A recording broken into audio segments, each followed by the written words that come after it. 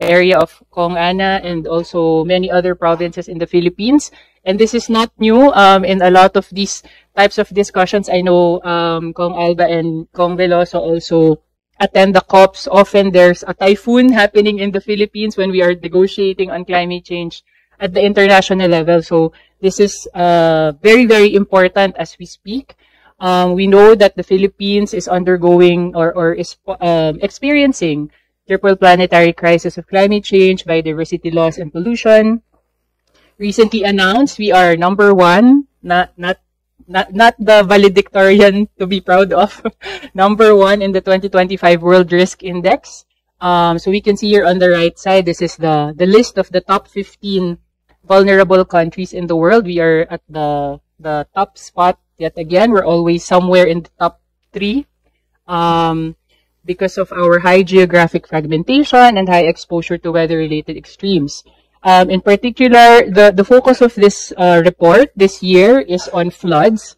And the finding is that the flood risk in the Philippines varies significantly from region to region, but the primary influences are geography, infrastructure, and spatial planning. So the discussion today, I think, could not be more timely in terms of the urgency of looking for solutions to our issues related to climate change and floods. And of course, we also need a One Health approach to address complex and interconnected web of human, animal, and environmental health issues. And I think these are just a few examples of the crises that the Philippines is facing. But I think what this drives home is that our environmental issues in the Philippines are complex. They're very interconnected. So climate change, biodiversity, pollution, health, and all these other social issues compound one another, influence one another. So our approaches also have to be interdisciplinary. We also have to address them not in silos, but as an interconnected set of issues that we need to understand well in order to address them well. Next slide, please. So we've seen the slew of challenges and issues, from climate to disasters to health to human well-being. And we often look to nature as the basis of possible sustainable solutions. I think that's something that Kong Alba referred to earlier, that we need to look at solutions that are sustainable, that are not just good for a few years, not just good as a band-aid solution, but really looks at the system. Good for photo ops, good for saying, okay, check, we already spent our budget for the year. So these really have to be solutions that understand the situation and are able to address the systemic challenges that lead to those problems. So when we look at nature, ito po yung isang paraan how we sort of differentiate what is nature-based solutions. It is not just like any other solution na may nature link. And that's very important to clarify. When we think of solutions linked to nature, we can think of solutions that are nature-inspired, which borrows ideas from nature, nature-derived, which uses nature's resources, and nature-based, which are using and benefiting nature. So we'll see some examples in the next slide. So when we say nature-inspired, this is probably things we are familiar with, right? Like we imitate nature for things, products, technologies that we use in our day-to-day life. So an airplane, we study birds to understand aerodynamics. We use yung sa flippers, how we use the animal body parts to imitate how we can improve fins, things like that. Solar panels, drawing from the photosynthesis and other such systems. So these are nature-inspired. We look at how nature works and apply that to what we use as humans in our society. Next, please.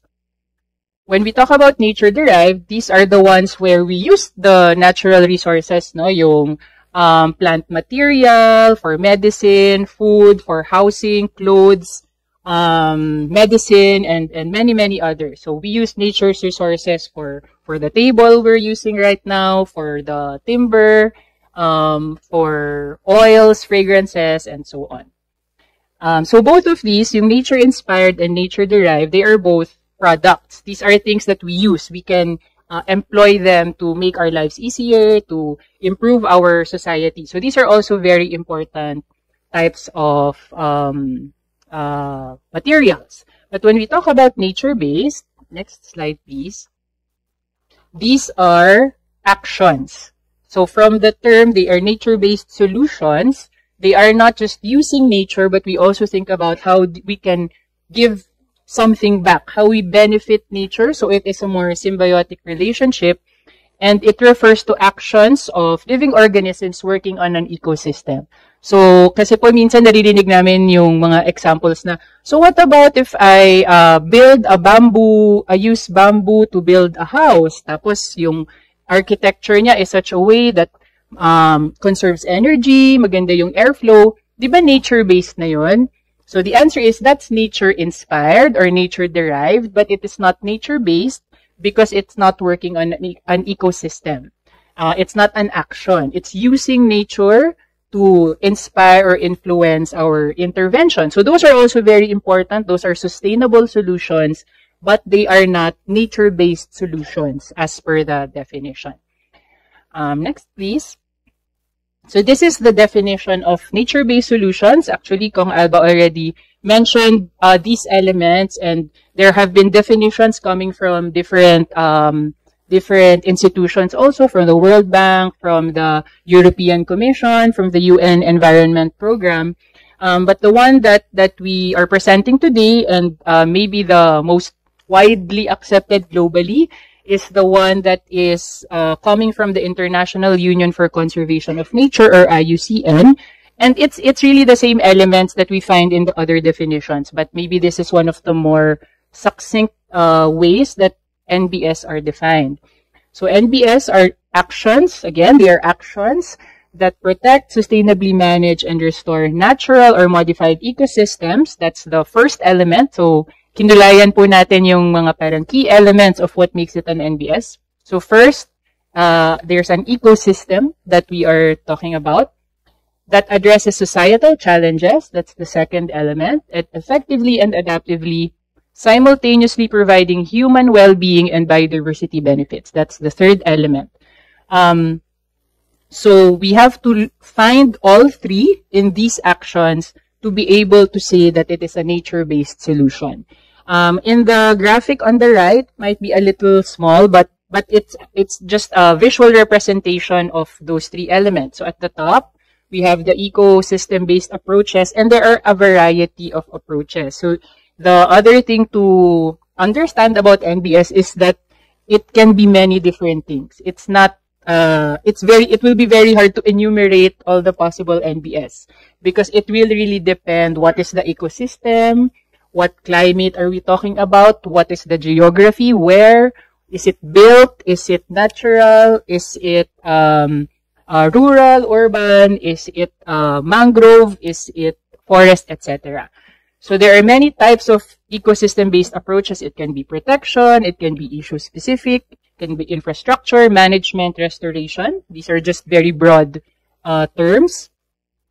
The approaches have to be addressing societal challenges. In the next slide, we'll look at categories of possible societal challenges. Balik po muna tayo. And then lastly, the benefit of those approaches when we address the societal challenges has to be both for humans and biodiversity.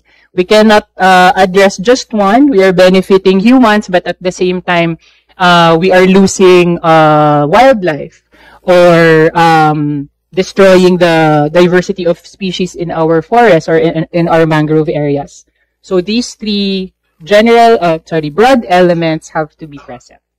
Next slide. So when we talk about societal challenges, they were also mentioned earlier by Kong Alba. There are plenty, and I think we can all agree that these are all existing in the Philippines. I don't think any one of those is absent, no, when we talk about the Philippine context. So we have climate change, disasters, economic and social development or poverty, human health, food and water security, and environmental degradation and biodiversity loss.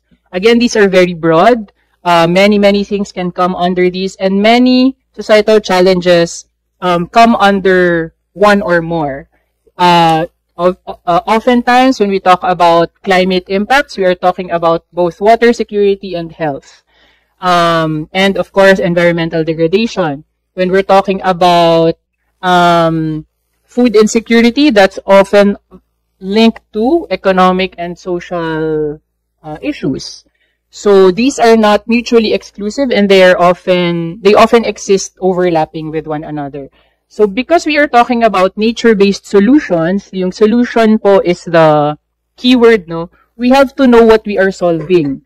We cannot do a solution just because it's nice to plant a tree, or because it's good to help the animals.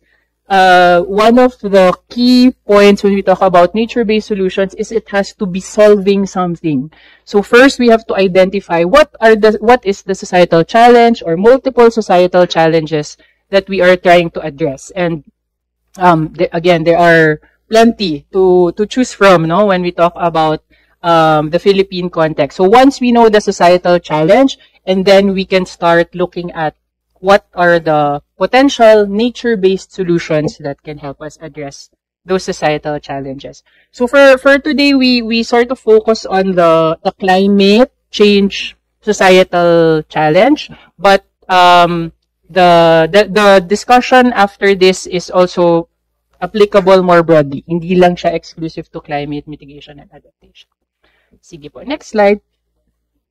So just to mention that there are already existing guidelines when we talk about NBS. So the IUCN has already published a global standard for nature-based solutions. So this is not new. NBS are not new. They were not a recent invention, not even by the IUCN. So the IUCN provided a definition, a standard, a set of criteria, but NBS have existed for a very long time. In many ways, it's really going back to basics, looking at nature, how ecosystems work and function, how humans can interact with ecosystems in a sustainable way, and building on that. But what the IUCN has done is to clarify it, make it more so that we all agree on what is NBS, what is not NBS, and in particular, what is high integrity NBS. How do we make sure that our solutions are of such quality and standard that they will be sustainable, they are cost-effective, and they actually respond to the issues? So the IUCN has a global standard for NBS that is widely used by governments, by community groups, by many different actors, because the IUCN is a global membership of governments, private sector, NGOs, indigenous peoples organizations, etc. So many groups and institutions and governments already follow and adopt these standards. And they're about to come out with the second edition, I think this year or next year. Next slide. So these are the 8 criteria under the IUCN Global Standard for NBS. And I don't think we need to go through each one in detail today, but I think the idea is that there has to be standards. There have to be a way to determine, measure, design our solutions in a way that tells us that yes, it is a nature-based solution, and yes, if we are able to meet these criteria, they will be good NBS, they will be high integrity, they will respond to the challenges, and they will be sustainable and benefit humans and biodiversity. So the figure that they provide is parang concentric circles that start from the middle. So as I mentioned earlier, the first question to ask is, what is your societal challenge? We have to know what we are solving. And then we go outward, may mga overlap sila. So once we know the societal challenge, we have to design it well. This is where our data, our science, our information becomes very important because we need to design it specific to that problem. Are we designing a solution for a barangay? Is it for